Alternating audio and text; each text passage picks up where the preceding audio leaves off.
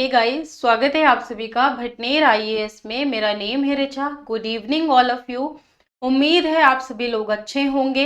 चलिए आज के सेशन को स्टार्ट करते हैं। बायोटेक्नोलॉजी के कल के सेशन में हम सरोगेसी ऑलरेडी कंप्लीट कर चुके हैं। आज के सेशन में सरोगेसी से रिलेटेड जो दो क्वेश्चंस हैं वो मैं आपके साथ डिस्कस करूंगी। स्टेम सेल डिस्कस करूंगी एंड क्लोनिंग डिस्कस करूंगी। आज जो है वो हमारा डिस्कशन हम क्लोनिंग पर समाप्त कर देंगे। तो चलिए शुरू करते हैं आज के सेशन को बिना किसी देरी के। मैंने फर्स्ट क्वेश्चन आपको जो दिया था, उम्मीद है कि आपने उसे सॉल्व कर लिया होगा। चलिए एक क्वेश्चन आपके पास और है जिसका मैं थोड़ा बहुत मॉडल आंसर वगैरह आपके साथ डिस्कस कर देती हूँ। फिर हम मूव करेंगे आज अपने कल के क्वेश्चन पर। उसका भी मैं थोड़ा बहुत आपके साथ आंसर बताऊंगी कि किस तरीके से आपने लिखा होगा, क्या किया होगा। फर्स्ट क्वेश्चन ये है, सरोगेसी विनियमन विधेयक 2019 महिलाओं और बच्चों के अधिकारों की रक्षा के लिए कितना उपयोगी है? टिप्पणी कीजिए।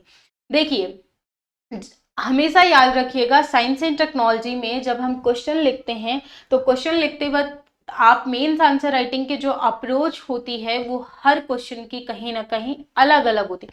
यानी सॉरी, क्वेश्चन की नहीं, हर सब्जेक्ट की कहीं ना कहीं अलग अलग होती। साइंस एंड टेक्नोलॉजी में याद रखिएगा कि क्वेश्चन जब भी दो पार्ट्स में डिवाइडेड होगा तो उसका जो वेटेज होगा, वो जो सेकेंड पार्ट वाले क्वेश्चन का वेटेज होगा वो ज्यादा होगा फर्स्ट पार्ट के कंपैरिजन में। अब ऐसा क्यों होता है? देखिए, फर्स्ट पार्ट में कहीं ना कहीं डेफिनेशन वगैरह पूछी जाती है, सेकंड पार्ट में उसके इम्पैक्ट्स वगैरह सोसाइटल, इकोनॉमिकल, इस टाइप के इम्पैक्ट्स पूछे जा सकते हैं। तो देखिए, जब भी इम्पैक्ट्स पूछे जाते हैं तो क्वेश्चन में आपसे ये उम्मीद रखी गई है कि आप सेकंड पार्ट में, यानी क्या सुझाव हो सकते हैं, क्या सकारात्मक सुझाव हो सकते हैं, क्या नकारात्मक सुझाव, अगर आप उनमें ज्यादा कोशिश करते हैं उसे अच्छा लिखने की, तो कहीं ना कहीं आपका आंसर जो है वो दूसरे बच्चों की अपेक्षा, दूसरे एस्पिरेंट्स की अपेक्षा आपका आंसर जो है वो ज्यादा अच्छा हो जाता है।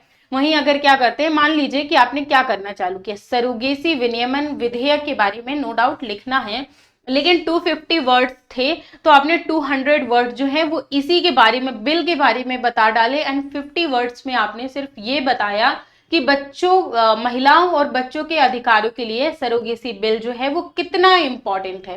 तो आपसे पूछा यह गया था कि आप इसमें जो है, यानी सरोगेसी विनियमन विधेयक में आप अपने 50 वर्ड्स दे एंड इसमें कि क्या आगे के रीजन हो सकते हैं उसमें आप 200 वर्ड दें। अब अगर मान लीजिए कि ये जो है ये 10 नंबर का क्वेश्चन था, तो ऑन एन एवरेज अगर आप बहुत अच्छा आंसर भी लिख रहे हैं तो आपको 6 मार्क्स मिलते हैं। ठीक है, अब आपने यहाँ पे ये सारा कुछ लिख दिया, यहाँ पे आपको 1 से 2 नंबर मिल गए, यहाँ से 1 से 2 नंबर मिल गए, तो आपको कितने नंबर मिले? मुश्किल से 4 नंबर, 3.5 4 नंबर मिले। बट वहीं आपने क्या किया कि जो क्वेश्चन में पूछा गया था वो डिमांड के अकॉर्डिंग अगर आपने ज्यादा अच्छा लिखा तो आपको 6 से 7 नंबर मिलने के चांसेस है। और हर पेपर में आप सोचिए, हर क्वेश्चन में आप हर बच्चे से, हर एस्पिरेंट से अगर एक एक दो दो नंबर भी एक्स्ट्रा गेन कर रहे हैं, अगर हर पेपर में भी आप 10 नंबर एक्स्ट्रा गेन कर रहे हैं, 10 मार्क्स एक्स्ट्रा गेन कर रहे हैं, तो आप हर पेपर के हिसाब से सोच लीजिए। और यहाँ तो जनाब एक एक नंबर में रैंकिंग बदल जाती है, तो ये तो आप सोचिए कि 40 50 60 नंबर का डिफरेंस हो जाएगा किसी के बीच। तो ये आपका सिलेक्शन भी डिसाइड कर सकता है कि सिलेक्शन होगा एग्जाम में या नहीं होगा। तो ये जो है वो आंसर राइटिंग की आप अप्रोच इस तरीके से रखेंगे। ये मैंने अप्रोच की बात भी कर ली क्योंकि इससे पहले मैंने ऑलरेडी आपको क्वेश्चन, ये लिखने का तरीका, मीन्स आंसर राइटिंग का तरीका नहीं बताया था, इसलिए 2 से 4 मिनट में मैंने आपके साथ मेंस आंसर राइटिंग का तरीका डिस्कस किया। अब हम बढ़ते हैं सरोगेसी विनियमन विधेयक 2019। तो देखिए, इस क्वेश्चन को आप किस तरीके से सॉल्व कर सकते हैं। पहली चीज, भूमिका के बारे में लिख सकते हैं, इसका इंट्रोडक्शन बता सकते हैं कि किस तरीके से, यानी भारत के संदर्भ में प्रेजेंट टाइम में सरोगेसी की स्थिति क्या है। फिर सरोगेसी विधेयक के बारे में आप बता सकते हैं, यानी 2019 सरोगेसी 2019 बिल के कुछ हाइलाइट्स बता सकते हैं, इंपॉर्टेंस बता सकते हैं कि क्या था। फिर जो थर्ड पार्ट वो आ जाता है महिलाओं और बच्चों के अधिकारों की रक्षा के संदर्भ में आपको बताना है, जिसमें आपको कोशिश ये करनी है कि आप इसके नकारात्मक पहलू भी बताएं एंड सकारात्मक पहलू भी बताएं। बट हमेशा याद रखिएगा कि जब मेंस का आंसर लिखा जाता है तो जब आप नकारात्मक पहलुओं की बात करते हैं तो नकारात्मक पहलुओं में भी आप हमेशा याद रखिएगा कि जो भी नकारात्मक पहलू होते हैं, जो नकारात्मक पक्ष होता है, उसमें आप एक बैलेंस्ड मैनर में अपना आंसर लिखने की कोशिश करिएगा। यानी आपको ऐसा नहीं करना है कि सकारात्मक पक्ष लिख रहे हैं तो बहुत एकदम हाई लेवल का सकारात्मक पक्ष दिखा दिया एंड हाई लेवल का नकारात्मक पक्ष दिखा दिया। आंसर लिखना है लेकिन उसमें भी एक बैलेंस मेंटेन करके रखना है। बैलेंस मेंटेन इसलिए करके रखना है क्योंकि देखिए जो भी एग्जामिनर होगा कहीं ना कहीं वो भी इंसान है, उसकी भी अपनी मेंटेलिटी हो सकती है। जरूरी नहीं है कि वो भी आपकी बातों से एग्री करता हो, क्योंकि हर एक व्यक्ति की अपनी खुद की एक अलग सोच होती है। तो उस अकॉर्डिंग हो सकता है कि उसकी और आपकी सोच जरूरी नहीं है कि मेल खाती हो, ये आपकी किस्मत हो भी सकती है या नहीं भी हो सकती। तो इसीलिए हमेशा एस्पिरेंट्स को ये सुझाव दिए जाते हैं कि जब आप आंसर लिखें अपना तो सॉरी, तो आंसर में आपको क्या लिखना है, हमेशा बैलेंस मैनर में आंसर लिखना है। चलिए उसके बाद फाइनल जो है वो आप यहाँ पे सकारात्मक एंड नकारात्मक पक्ष लिखेंगे, सकारात्मक एंड नकारात्मक पक्ष। एंड फोर्थ पॉइंट आ जाएगा निष्कर्ष का यानी कंक्लूजन का। तो इस तरीके से आप अपना आंसर लिख सकते हैं। सरोगेसी के बारे में बता सकते हैं कि सरोगेसी जो है वो किस तरीके से इसे रोकने के लिए सरोगेसी विनियमन विधेयक 2019 प्रस्तुत किया गया था, जिसमें से कुछ जो है वो प्रावधान किए गए थे। सरोगेसी पहले आप देखिए, इसमें सरोगेसी बताएंगे कि सरोगेसी होता क्या है, किस तरीके से लगभग आप 40 से 50 वर्ड्स में लिखने की कोशिश करेंगे। फिर उसे जो है आप ये बताएंगे कि सरोगेसी में जैसे कि ये विधेयक जो है वो सरोगेसी का विकल्प चुनने वाले दंपत्ति के हितों की देखभाल करता है। विधेयक जो है वो परोपकारी सरोगेसी को विनियमित करता है। व्यवसायिक सरोगेसी पर प्रतिबंध लगा हुआ है। याद रखिएगा सिर्फ परोपकारी सरोगेसी की बात की गई है, व्यवसायिक सरोगेसी की नहीं। उसके अलावा विधेयक जो देखिए परोपकारी सरोगेसी यानी होती है, तो जिसमें ये बात ऑलरेडी कही जाती है कि जिसमें मॉनेटरी रिवॉर्ड्स वगैरह होंगे, वो सरोगेट मदर में यानी माँ के लिए केवल चिकित्सा और व्यय और बीमा कवरेज में ही शामिल किए जाएंगे। प्लस सरोगेसी विनियमन के लिए जो राष्ट्रीय सरोगेसी बोर्ड व राज्य सरोगेसी बोर्ड का भी गठन किया जाएगा कि सारी चीजें देखें। अब इसके कुछ आप लाभ बता सकते हैं कि क्या लाभ होंगे। सो पहला ये कि सरोगेट मदर जो होगी उसके भी राइट्स प्रोटेक्ट हो जाएंगे, उसका जो बेबी होगा उसके भी राइट प्रोटेक्ट होंगे, क्योंकि अगर किसी के बीच भी एग्रीमेंट हो रहा है या कुछ हो रहा है तो आप उसका वॉयलेशन नहीं कर सकते ना। क्योंकि पहले क्या होता था कि कभी मान लीजिए कि बच्चे में कोई प्रॉब्लम हुई या किसी भी तरीके की डिसीज पाई जाती है, तो पेरेंट्स जो है वो बच्चा लेने से इनकार कर देते थे एंड सरोगेट मदर को ही बहुत बार ऐसा होता था कि वो बच्चा अपने पास रखना पड़ता था। क्या क्या प्रॉब्लम्स हो सकती हैं उनके बारे में कल हमने ऑलरेडी डिस्कस किया था। वहीं गरीब महिलाओं, सरोगेट मदर जो है वो ज्यादातर गरीब महिलाएं ही बार बार बनती थी, जिससे उनके स्वास्थ्य में काफी ज्यादा प्रॉब्लम देखने को मिलता था। तो इसीलिए इस बिल में ये भी प्रावधान किया गया कि एक महिला जो है वो एक ही बार सरोगेट बन सकती है। उसके अलावा यानी कि उसके अलावा बहुत सी महिलाएं ऐसी हैं, आज के टाइम पीरियड में फैशन का दौर हो चुका है, सभी को अपनी बॉडी जो है वो एकदम सही ढंग से प्रस्तुत करने का चलन बन चुका है, यानी फैशन और फिगर का समय चल चुका है, जिसमें संतान की प्राप्ति हर कोई चाहता है। लेकिन बहुत सी महिलाएं आज ऐसी हैं कि वो बच्चे पैदा नहीं करना चाहती, वो ये चाहती है कि हम किसी को पैसे वगैरह दे दें एंड हमारा ही बच्चा जो है वो एक कोई भी औरत सरोगेट मदर ही जैसे हमें वो बच्चा पैदा करके दे दे। हार्श रियलिटी है, हो सकता है सुनने में आपको थोड़ा सा बुरा लगे, बट इस टाइप के पॉइंट्स आपको आंसर में लिखने हैं, क्योंकि कहीं ना कहीं ये सिनेरियो है जिन्हें ध्यान में रखकर चीजें की गई। अब वहीं पर आप इसके नकारात्मक प्रभाव भी बताएंगे कि इसके नकारात्मक प्रभाव क्या हो सकते हैं। तो पहली चीज ये कि सरोगेसी की आड़ पर महिलाओं पर काफी ज्यादा जो यानी अत्याचार हो रहे हैं उनको भी रोका जा सकता है। लेकिन कुछ ऐसे भी पक्ष हैं जिन पर विचार करने की आवश्यकता है। जैसे सकारात्मक पक्ष है कि याद रखिए कि महिलाओं पर जो भी अत्याचार हो रहे हैं उनको रोका जा सकता है, लेकिन उसके कुछ नकारात्मक पक्ष हैं जो कि ये है, सॉरी, अगर आप देखें कि आर्टिकल 377 जो है वो समलैंगिकों के संबंधित है, तो आर्टिकल 377 को वैधानिक रूप दिया गया, लेकिन फिर भी सरोगेसी में समलैंगिकों के लिए किसी भी प्रकार का कोई भी प्रावधान नहीं किया गया। और बात ये कही गई है कि सरोगेट मदर जो होगी वो सिर्फ रिश्तेदार ही हो सकती है, वो भी नजदीकी रिश्तेदार। लेकिन नजदीकी रिश्तेदार वर्ड को डिफाइन नहीं किया कि कौन हो सकती है। यानी कि जो सरोगेट मदर होगी तो वो नहीं बताया गया कि सरोगेट मदर जो है वो नजदीकी रिश्तेदार में भी कितनी नजदीक की होनी चाहिए या कौन हो सकती है। उसके अलावा परोपकारी सरोगेट मदर जो है वो किसी भी प्रकार परोपकारी सरोगेट मदर के लिए किसी भी प्रकार की धन देने की मनाही है। लेकिन बहुत बार आप देखते हैं कि धन देने की मनाही नो डाउट की गई है, बट बहुत बार गोपनीय तरीके से धन दिया जाता है। वहीं भारत में नाग अब निष्कर्ष आप आएंगे कंक्लूजन में, तो कंक्लूजन में आप जो है वो आप देखते हैं कि सरोगेट जो है नियंत्रित करने के लिए कोई कानून न होने के कारण सरोगेट मदर पर काफी ज्यादा शोषण किया जाता था। कमर्शियल उद्देश्यों से जुड़ी जो सरोगेसी है उस पर रोक लगाने के लिए, सरोगेसी का दुरुपयोग रोकने के लिए और निसंतान दंपतियों के लिए संतान सुख की प्राप्ति सुनिश्चित करने के लिए ये जो विधेयक है वो अत्यंत ही सहायक सिद्ध होगा। क्योंकि जो आपने कितना भी आंसर में क्रिटिकल इवैल्यूएशन किया हो, बट याद रखिएगा आपको अपना जो कंक्लूजन है उसमें आपको अपना जो कंक्लूजन है वो एक सही तरीके से देना है। उसमें आपको नकारात्मक बातें नहीं लिखनी है। कोशिश ये करनी है कि जो आपका कंक्लूजन है वो नकारात्मक बातों पर डिपेंड ना हो। सरोगेसी तो हम ऑलरेडी देख चुके हैं। स्टेम सेल से पहले चलिए मैं उस क्वेश्चन को डिस्कस कर लेती हूँ आपके साथ। क्वेश्चन ध्यान से सुनिएगा, कल मैंने आपको लिखवाया था, भारत में सरोगेसी विधेयक की विवेचना कीजिए तथा क्या भारत जैसे अत्यधिक जनसंख्या वाले देशों में माता और पिता बनने के लिए सरोगेसी किस हद तक सही है? अपने उत्तर को तर्क के साथ प्रस्तुत कीजिए। तो पहले आप इसमें ये लिख सकते हैं जो भी विधेयक है, विधेयक में क्या बातें कही गई हैं। अभी मैंने इससे पहले वाले क्वेश्चन में भी वही आपके साथ डिस्कस किया।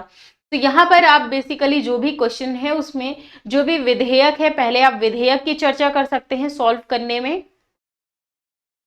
विधेयक की चर्चा किस प्रकार से की गई है। अब इंडिया में क्या महत्व हो सकता है, तो इंडिया में लिखने के लिए जैसे आप लिख सकते हैं कि नो डाउट इंडिया जो है, ऐसा नहीं लिखना है नो डाउट, आप ऐसे चालू कर सकते हैं, भारत की जनसंख्या जो है तीव्रता से बढ़ रही है, जहां पे सरोगेसी जो है वो माता और पिता बनने के लिए, याद रखिएगा, अंतिम विकल्प नहीं है। यानी सॉरी, ये जो है ये अंतिम विकल्प है, प्रारंभिक विकल्प नहीं है। सॉरी, सो प्रारंभिक विकल्प कैसे, जैसे उसके अलावा आईवीएफ टेक्नोलॉजी भी है ना, यानी टेस्ट ट्यूब बेबी भी है ना। टेस्ट ट्यूब बेबी एक प्रोसेस है।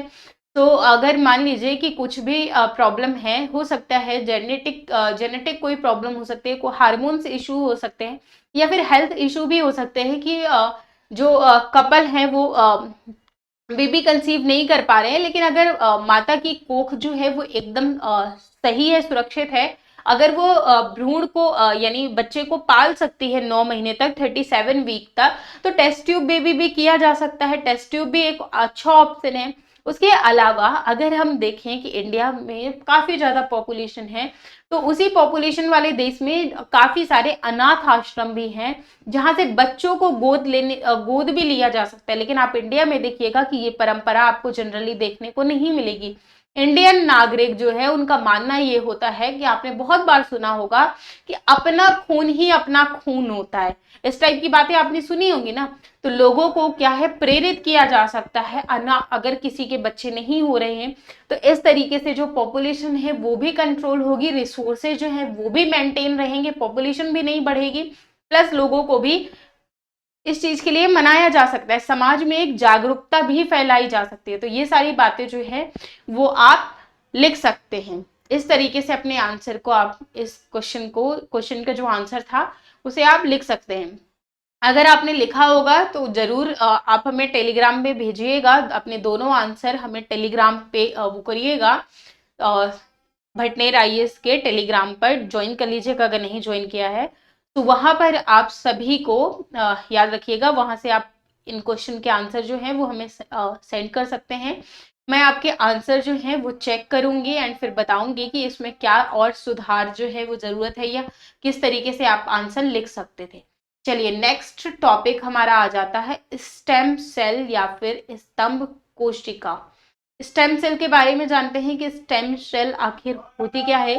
तो स्टेम सेल के बारे में अगर हम बात करें तो ये जो है एक ऐसी कोशिका होती है जिनमें शरीर के किसी भी अंग की कोशिका के रूप में इसे विकसित किया जा सकता है। विकसित होने की क्षमता जो होती है वो इसी में विद्यमान होती है।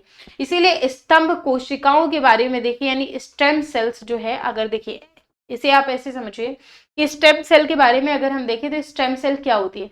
तो स्टेम सेल बेसिकली देखिए वो कोशिका होती है जिनमें शरीर के किसी भी अंग की कोशिका के रूप में विकसित होने की क्षमता जो है वो विद्यमान होती है, उसी को स्टेम सेल कहा जाता है।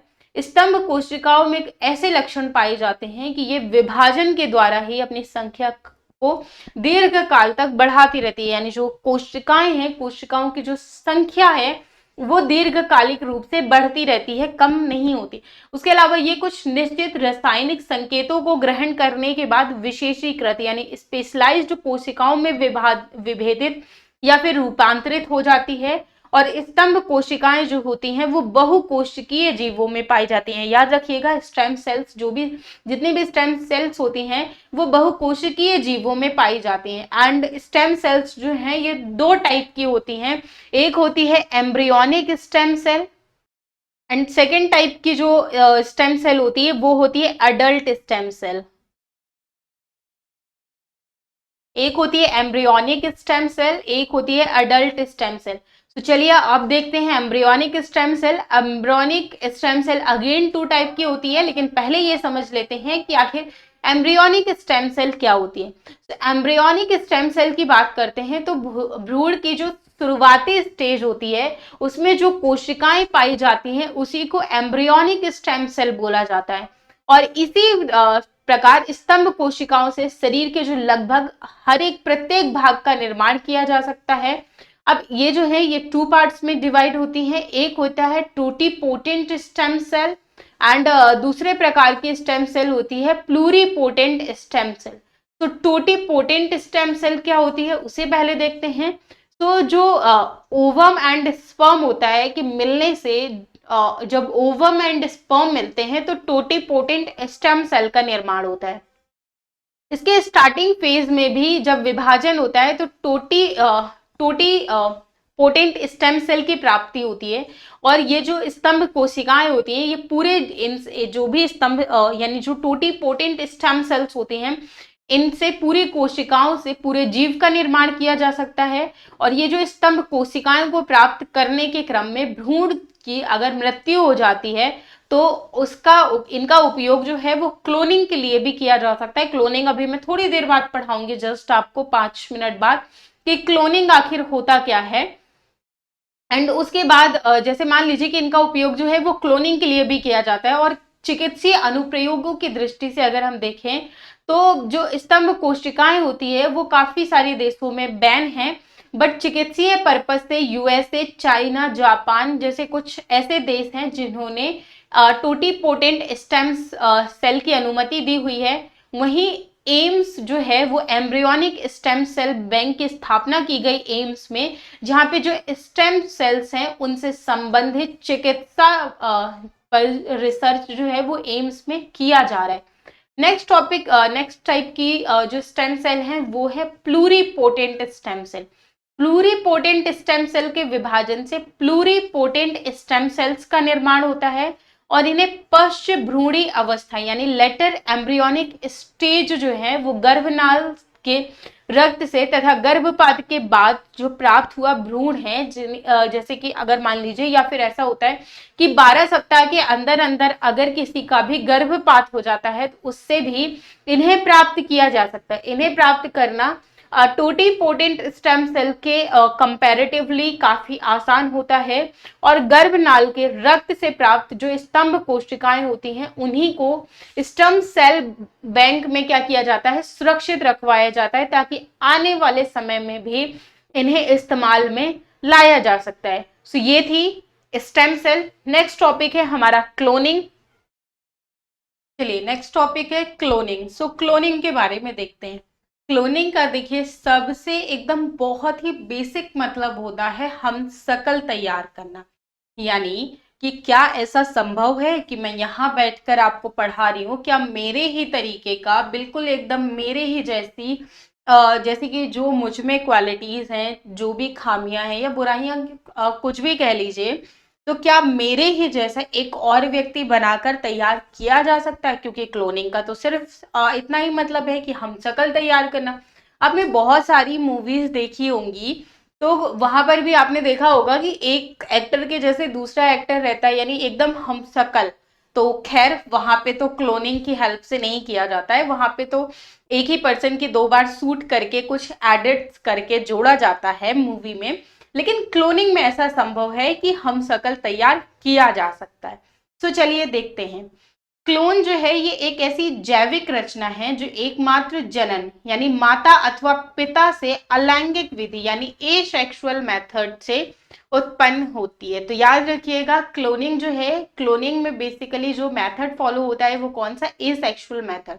यानी डायरेक्टली क्या है, आप किसी भी ऑब्जेक्ट की एकदम एग्जैक्ट कॉपी निकाल सकते हैं। उसके अलावा इसमें रिप्रोडक्टिव और नॉन रिप्रोडक्टिव क्लोनिंग जो है ये दोनों मेथड से हो सकती है, यानी ये जो है ये अलैंगिक विधि विधि के द्वारा होती है। तो आपको क्लोनिंग समझ में आया होगा। क्लोनिंग जो है वो किसी भी जीव का प्रतिरूप तैयार किया जा सकता है। फर्स्ट टाइम जो क्लोनिंग है, फर्स्ट टाइम क्लोनिंग वो किसकी की गई थी? फर्स्ट टाइम जो क्लोनिंग है वो 1962 में करी गई थी। 1962 में एक मेढक की। तो क्लोनिंग 1962 में किसकी? मेढक की फर्स्ट टाइम क्लोनिंग। उसके बाद फर्स्ट टाइम जो पहली बार भेड़ की, जो स्तनधारी भेड़ है उसकी क्लोनिंग की गई थी 1997 में वैज्ञानिक इवॉन विल्टम ने की थी। ठीक है। उत्पादित क्लोन अपने जनक से शारीरिक और आनुवांशिक रूप से पूर्णता समरूप होगा। यानी अगर किसी भी व्यक्ति का जन्म हुआ है तो जो भी उसमें क्वालिटीज होंगी, मान के चलिए 99% एग्जैक्ट पूरी की पूरी जो है वो कॉपी होगी। सो क्लोनिंग जो है वो किसी भी जीव का प्रतिरूप, अगर किसी भी जीव का प्रतिरूप तैयार किया जा रहा है तो उसे ही क्या बोला जाता है? उसे ही बोला जाता है क्लोनिंग। चलिए, अब क्लोनिंग के जो है वो अलग अलग टाइप्स होते हैं, क्लोनिंग के प्रकार होते हैं। जैसे जीन क्लोनिंग जो है या आणविक क्लोनिंग। तो फर्स्ट जो टाइप हो गया वो हो गया जीन क्लोनिंग और मॉलिक्यूलर क्लोनिंग।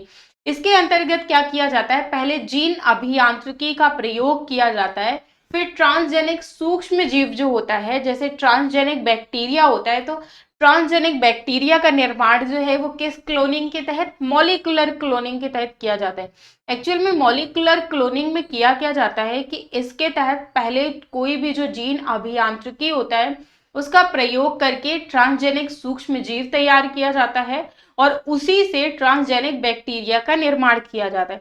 उसके बाद फिर क्या किया जाता है कि जब एक एग्जैक्ट वातावरण देखा जाता है कि इसमें ये सरवाइव कर सकता है, तो उस जेनेटिकली मॉडिफाइड बैक्टीरिया के क्लोन प्राप्त कर लिए जाते हैं। और जैसे ही उस जेनेटिकली मॉडिफाइड बैक्टीरिया के क्लोन प्राप्त कर लिए जाते हैं तो उनका उपयोग जो है वो अलग अलग कार्यों में, जैसे मानवोपयोगी प्रोटीन इंसुलिन, जो इंसुलिन का निर्माण होता है, तो इंसुलिन के निर्माण आदि में भी इसका प्रयोग किया जाता है। उसके बाद नेक्स्ट टाइप की क्लोनिंग होती है रिप्रोडक्टिव क्लोनिंग। जो है ये सेकंड टाइप की क्लोनिंग है।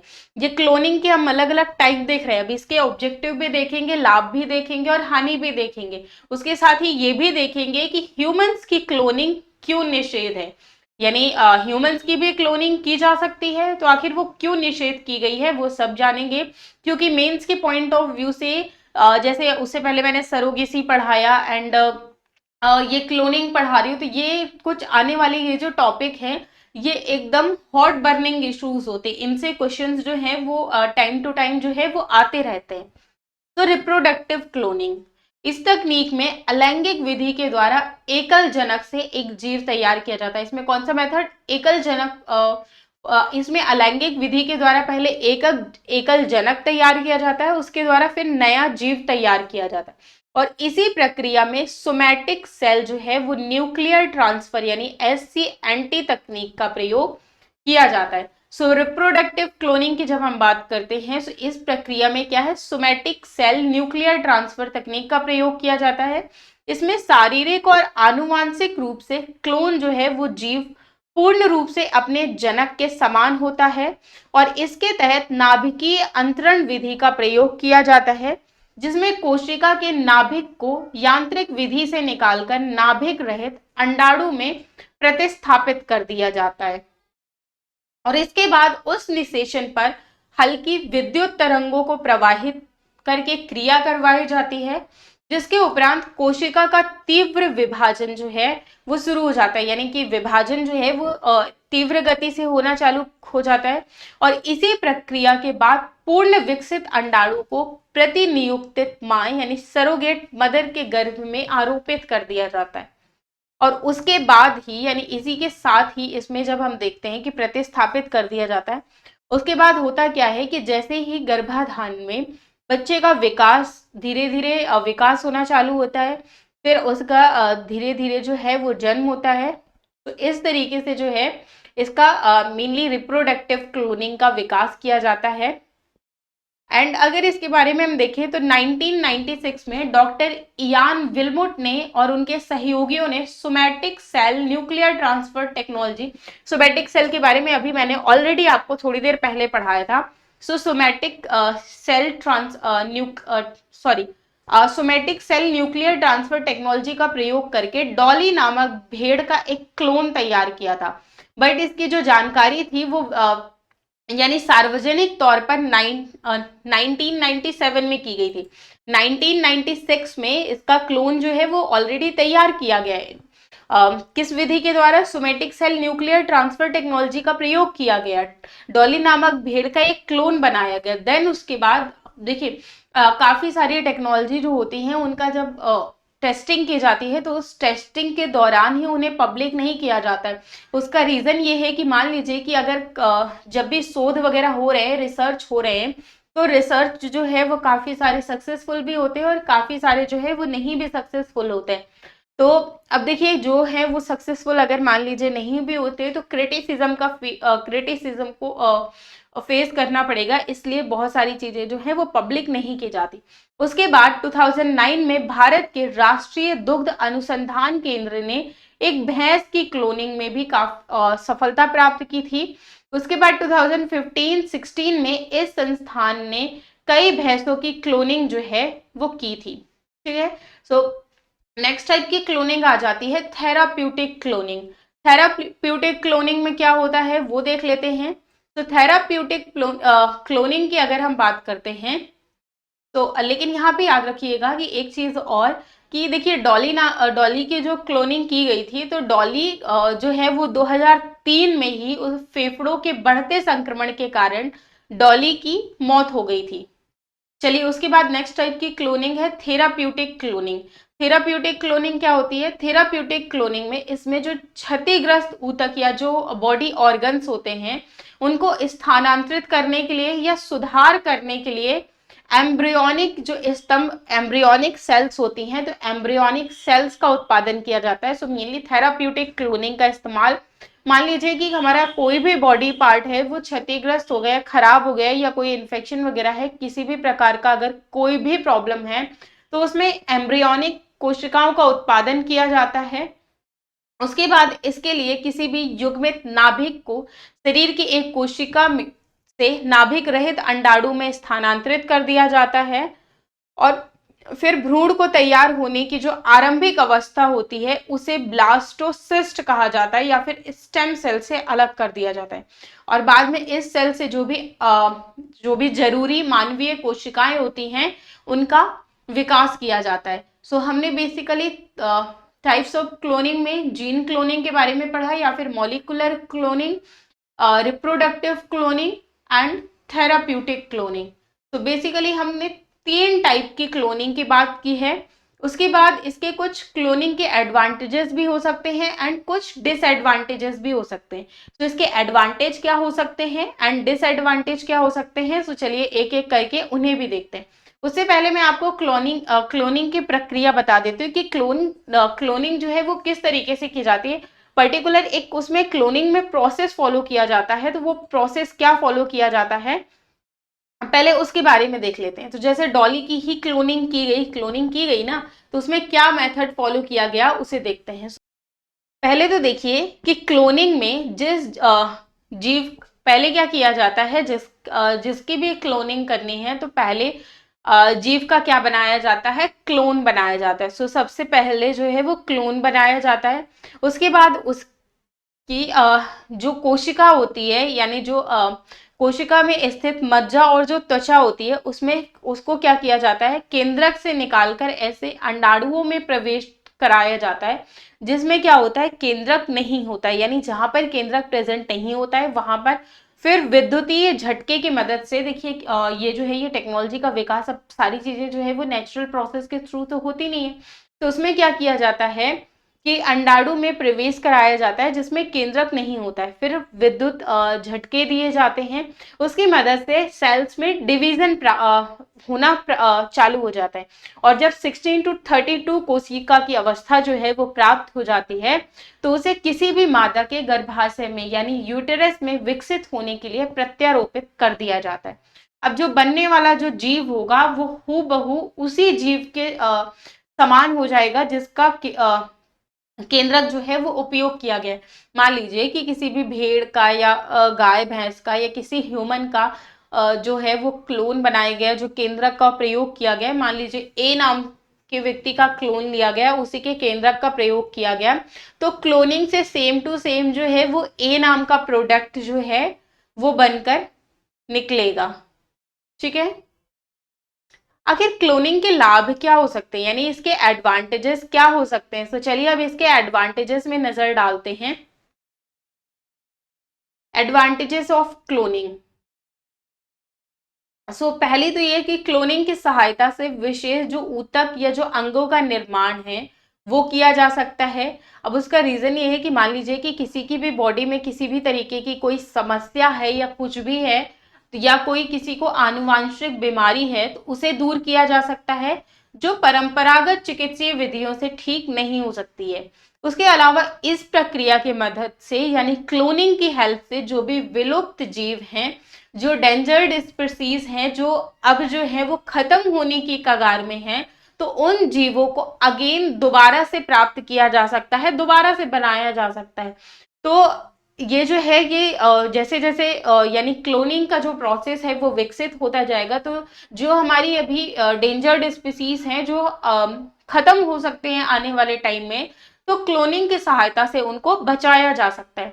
उसके अलावा कैंसर के उपचार में भी इसका विशेष महत्व है, क्योंकि कैंसर में कोशिकाएं जो हैं वो डिवाइड होने लगती हैं, जिसमें से कुछ कोशिकाएं जो है वो पुनर्चित हो जाती हैं और कुछ जो हैं वो नहीं हो पाती हैं। तो जो नहीं हो पाती हैं उन्हें क्या है, क्लोनिंग की हेल्प से इन कोशिकाओं की पुनर्रचना की जा सकेगी, और हृदय और मस्तिष्क की जो कोशिकाएं हैं उन्हें बेसिकली क्लोनिंग की हेल्प से दोबारा से विकसित किया जा सकता है, दोबारा से डेवलप किया जा सकता है।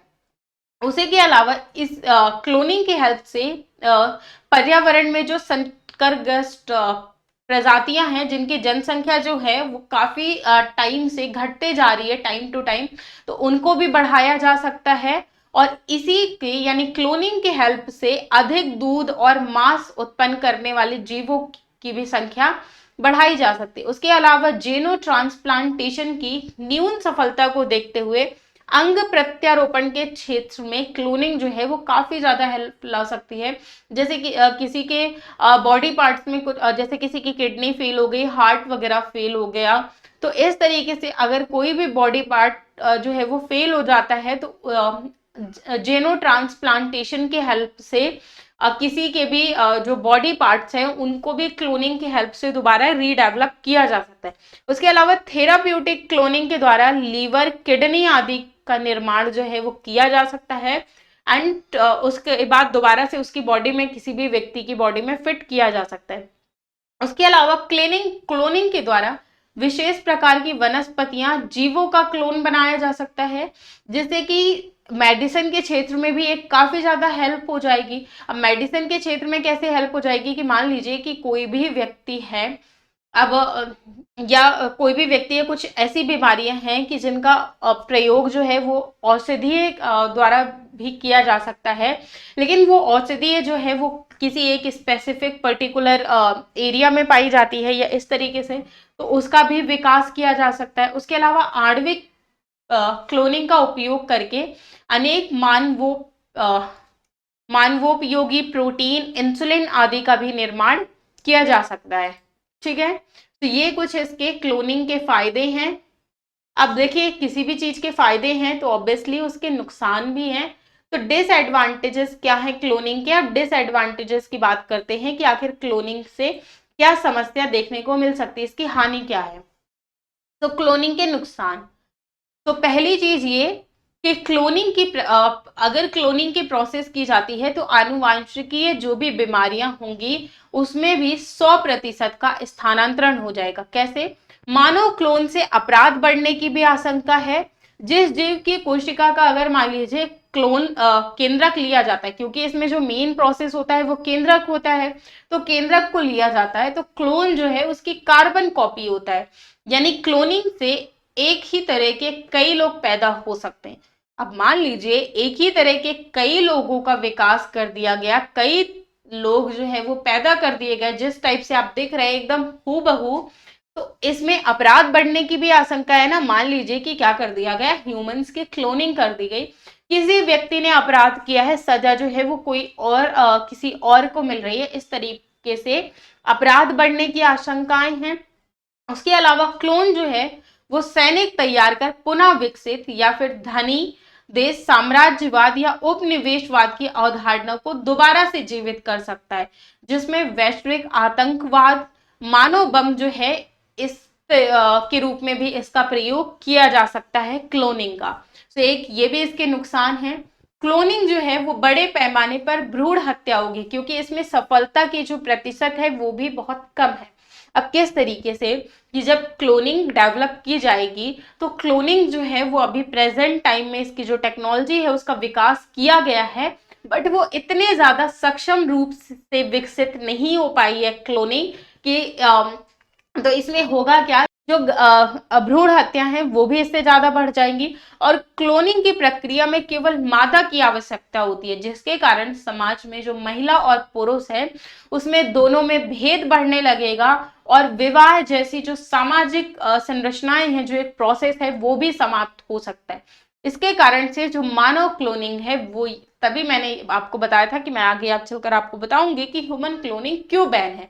तो ह्यूमन क्लोनिंग बैन होने का बहुत इंपॉर्टेंट रीजन है कि जो ह्यूमन क्लोनिंग की जो प्रक्रिया होती है उसमें केवल मादा की आवश्यकता होती है। उसके अलावा जैसे इसके साथ साथ इसमें जेनेटिक त्रुटियां भी आवश्यक हैं।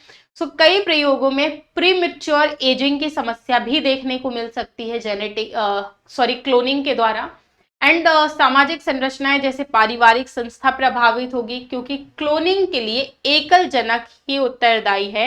यानी एकल जनक का मतलब कि इसमें सिर्फ जो है वो मादा की ही आवश्यकता होती है, यानी एक जेंट्स की ही आवश्यकता होती है, लेडी की कोई भी आवश्यकता नहीं होती है क्लोनिंग में। क्लोनिंग द्वारा उत्पत्ति बच्चे और सरोगेट मदर में जो है वो किस प्रकार का क्या रिश्ता होगा, इसका निर्धारण करना भी काफी ज्यादा मुश्किल हो जाएगा। मानव अंगों के व्यापार होने की भी संभावना बढ़ सकती है, क्योंकि अब देखिए होगा क्या कि क्लोनिंग जो है किसी भी व्यक्ति की क्लोनिंग करना चालू कर दिया जाए एंड उसके जो बॉडी पार्ट्स हैं फिर उनको बेचना चालू कर दिया जाए, तो इस तरीके की संभावनाएं जो हैं वो भी बढ़ सकती हैं, जिसमें जो ह्यूमन लाइफ है उसमें काफी ज्यादा प्रॉब्लम, या जो ह्यूमन लाइफ की जो एक इम्पोर्टेंस है, कहीं ना कहीं जो लोगों को लगता है कि एक ह्यूमन लाइफ जो है वो काफी बढ़िया लाइफ है, तो उसमें भी इम्पोर्टेंस कम आ सकता है। इन्हीं सब प्रोसेसेस को देखते हुए ह्यूमंस की जो क्लोनिंग है वो पूरे विश्व में मानव क्लोनिंग को प्रतिबंधित किया गया है। उम्मीद है कि इतने सारे पॉइंट जो हैं वो सारे के सारे क्लियर हुए होंगे। मैंने इश्यूज भी डिस्कस किए आपके साथ, एडवांटेजेस भी डिस्कस किया, मेथड भी डिस्कस किए, डिसएडवांटेजेस भी डिस्कस किया। क्लोनिंग भी डिस्कस की कि किस किस टाइप की क्लोनिंग होती है, एम्ब्रियोनिक ट्यूनिंग, थेराप्यूटिक क्लोनिंग, सारी तरीके की जो क्लोनिंग होती है वो भी मैंने आपके साथ डिस्कस की। वहीं अगर प्रेजेंट टाइम में क्लोनिंग की बात करें कि प्रेजेंट टाइम में क्लोनिंग का सिनेरियो क्या है, तो NDRI एंड IVRI जो है ये कुछ इंस्टीट्यूशंस हैं जो कि एनिमल्स की क्लोनिंग करते हैं। वहीं NDRI जो है वो नेशनल डेयरी रिसर्च इंस्टीट्यूट है जो कि हरियाणा, करनाल हरियाणा में है। और IVRI जो है ये इंडिया वेटनरी रिसर्च इंस्टीट्यूट है जो कि इज्जत नगर बरेली यूपी में है। तो ये कुछ इंस्टीट्यूट्स हैं जो क्लोनिंग के उसमें रिसर्च वगैरह कर रहे हैं। वहीं अगर प्रेजेंट टाइम में बात करें तो कुछ और यूनिवर्सिटीज वगैरह हैं जिन्होंने क्लोनिंग के टेस्ट परफॉर्म किए हैं। जैसे जो शेर ए कश्मीर यूनिवर्सिटी है उसने पश्मीना गोट का क्लोन वो करने की कोशिश की है जिसका नेम जो है वो नूरी दिया गया था। अब इससे संबंधित कुछ क्वेश्चंस हैं क्लोनिंग से संबंधित, वो मैं आपको लिखवा देती हूँ एंड थोड़ा बहुत कुछ डिस्कस कर देती हूँ ताकि क्लोनिंग, उम्मीद है कि क्लोनिंग टॉपिक जो है वो आपको बहुत अच्छे से पूरा क्लियर हो गया होगा। क्लोनिंग टॉपिक में इतना ही पढ़ना था। अगर किसी भी प्रकार का कोई भी डाउट होता है तो आप हमें कमेंट सेक्शन में जरूर बताइएगा। चलिए एक क्वेश्चन लिखिएगा क्लोनिंग से। अब ये इसलिए मैं यहाँ पर बेसिकली आप देख रहे होंगे कि काफी ज्यादा मैं यहाँ पे क्वेश्चंस आपको दे रही हूँ। उसका रीजन ये है कि इन टॉपिक की मेंस में इंपॉर्टेंस बहुत ज्यादा है। तो चलिए पहला क्वेश्चन लिखिए। तो बेसिकली ये क्वेश्चन है, क्या है भारत जैसे अत्यधिक जनसंख्या वाले देश में क्लोनिंग जो है ये एक वरदान है। आप इस कथन से कितने सहमत हैं? पहली चीज तो ये कि क्वेश्चन में आपका व्यू पूछा गया है कि क्या आप इससे सहमत हैं। ये तो पूछा ही नहीं गया है कि क्या आप सहमत हैं या नहीं है, आप ये पूछा गया है कि आप इससे कितने सहमत हैं। और भारत में क्लोनिंग के लाभों को डिस्कस कीजिए। तो भारत में क्लोनिंग के क्या क्या लाभ हो सकते हैं, अभी मैंने ऑलरेडी आपको यानी एडवांटेजेस की बात की ना। तो एडवांटेजेस की जब बात की तो वहां पे वही क्लोनिंग के ऑलरेडी एडवांटेजेस आ जाते हैं। तो देखिए भारत में अगर हम बात करें कि क्लोनिंग जो है वो संसाधनों की आपूर्ति को बढ़ाने के लिए, जैसे मैंने अभी आपको बताया कि प्रोटीन की कमी, भुखमरी और पोषण तत्वों की कमी को दूर करने के लिए जो है ये एक विकल्प उत्पन्न कर सकती है। क्योंकि देखिए अब यहाँ पे प्रॉब्लम क्या है कि इंडिया की पॉपुलेशन जो है वो डे बाय डे बढ़ रही है। तो जब डे बाय डे पॉपुलेशन बढ़ेगी तो रिसोर्सेज जो है वो कम होंगे। तो यहाँ पे है क्या कि जो भूमि का आकार है वो काफी ज्यादा छोटा है, इतनी ज्यादा भूमि नहीं है। तो खाद्यान्नों की कमी जो है वो कमी हो सकती है। तो कमी हो सकती है तो क्लोनिंग जो है वो एक फायदेमंद चीज हो सकती है। उसके अलावा भारत में क्लोनिंग की जो तकनीक है वो पूर्ण विकसित अवस्था में है, जिसके कारण भारत में कुछ अलग अलग क्षेत्र हैं जिनमें लाभ प्राप्त किए जा सकते हैं। जैसे कि दूध के उत्पादन को बढ़ाने के लिए लाभ में मैंने अभी आपको बताया था ना। उसके अलावा भारत में हाल फिलहाल में भ्रूण प्रत्यारोपण यानी एम्ब्रियो ट्रांसप्लांट की अनुमति भैंसों के क्लोन में दी गई है, जिससे अच्छी नस्ल की जो भैंस है उनको विकसित किया जा सकता है। तो इस तरीके के कुछ मैंने ऑलरेडी आपको फायदा बताया। कुछ आप यूनिवर्सिटीज वगैरह बता सकते हैं जो अभी मैंने ऑलरेडी आपके साथ डिस्कस की कि किस तरीके से कौन कौन सी यूनिवर्सिटीज हैं, क्या कार्य कर रही हैं। तो इस तरीके से आप इस क्वेश्चन का आंसर लिख सकते हैं। उम्मीद है इस क्वेश्चन के आंसर को आप जरूर लिखेंगे और हमें सबमिट करेंगे।